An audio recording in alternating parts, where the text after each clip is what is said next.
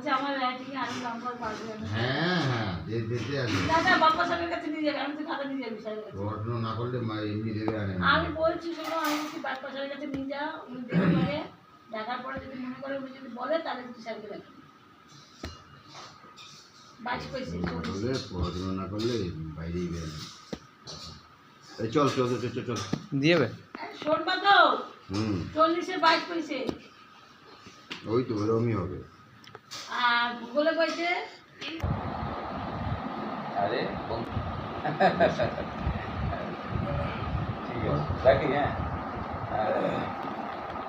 পরে কল পরে good morning দাদা। আমাদের সামনে এত বড় জায়গা, কত বড় জায়গা। কার কার জায়গা আছে এখানে? কি থাকবে তো আজকে নাকি না চলে নাম চলে যাবো। তাহলে কি ভাবছেন জায়গাটা না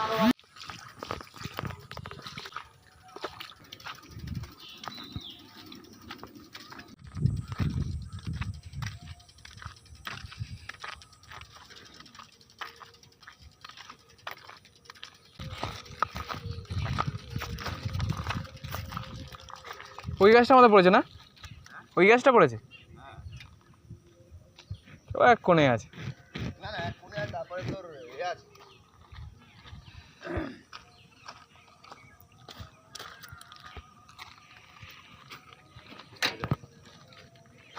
ওই পিলার এই পিলার তো ওই পিলার তাই তো। তাহলে এইখান থেকে হাফ হাফ ভাগ করলেই তো হয়ে যাবে। হ্যাঁ এখান থেকে হাফ ভাগ করবে, হ্যাঁ। মিউনিসিপ্যালিটির বাড়ি ওখানে একটা নিয়ে নেবে, এখানে একটা নিয়ে নেবে, হয়ে গেল। এর মধ্যে কুলিয়ে যাবে না? হ্যাঁ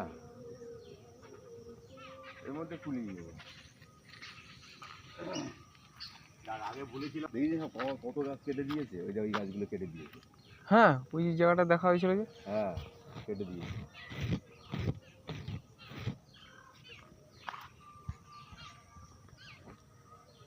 এবার গাছটা এদিকে এদিকে ফেলবে, গাছটা ভালো হবে।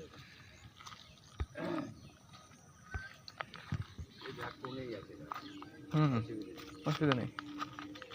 আমি বলেছিলাম যে আমার কাটবেন, রাস্তার সাইড দিয়ে কেটে নেবেন, ঠিক আছে। লাইট পোস্টটা কোন দিক থেকে আসবে? এই পাশ দিয়ে? এদিক দিয়ে ঢুকবে। এই পাশ দিয়ে আসবে তো নাকি? এদিকে হয়ে বেরোবে? হ্যাঁ এদিকে হয়ে যাবে। এদিক দিয়ে নেমে বেরোবে, সে যখন আসবে তখন। সে আসুক, ততদিন তো আম টাম খাই।